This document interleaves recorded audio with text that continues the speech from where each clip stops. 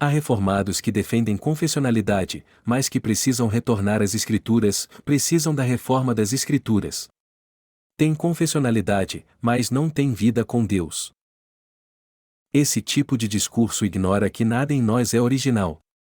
Não vivemos em um mundo só nosso, numa igreja só nossa, numa espiritualidade só nossa. Vivemos a partir do olhar dos que vieram antes. Vivemos sustentados pelo que foi construído por outros.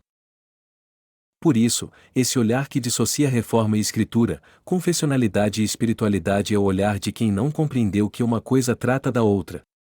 Reforma é retorno às escrituras. Confessionalidade é expressão de espiritualidade.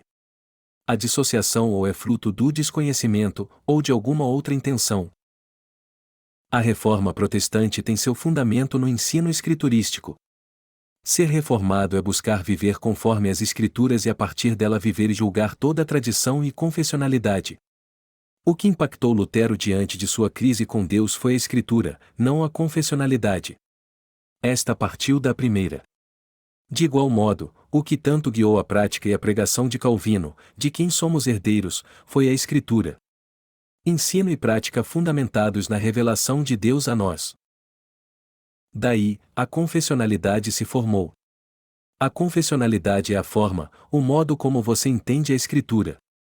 Por isso, falar em confessionalidade que não se submete à Escritura é falar de uma confessionalidade não reformada. Alguém que diz que devemos retornar à simplicidade da Bíblia deve continuar e dizer em que termos isso deve acontecer. Ter uma vida que se adeque à Escritura é uma questão sem discussão, porém, de que modo isso acontece? Qual o parâmetro que nos ajuda a entender se é bíblico, ou não? Assim, a confessionalidade faz seu papel. Um confessional de subscrição sem ação não é um confessional, mas um intelectual. A subscrição da CFW, por exemplo, significa que você concorda com ela, ou seja, você entende as coisas como ela explica e faz as coisas como ela indica. Então é a CFW e não a Bíblia. Alguém poderia argumentar.